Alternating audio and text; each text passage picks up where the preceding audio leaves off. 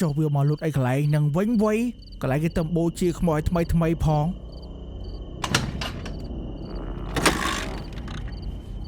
មកបូស៊ី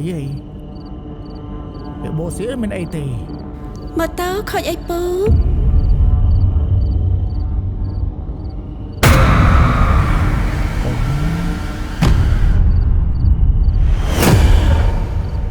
អញថាមែ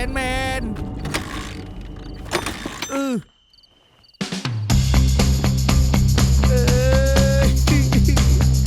ចុះមិនដាច់បានវិញអីទេដល់ໄວ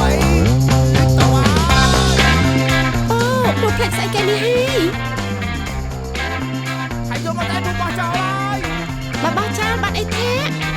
អូម៉ាគ្មាននៅម្នាក់ឯងផងតិចខ្មាច់ឡងទៅអង្គរ DC ទស្សនាភាពយន្តនៅកន្លែងរបស់អ្នក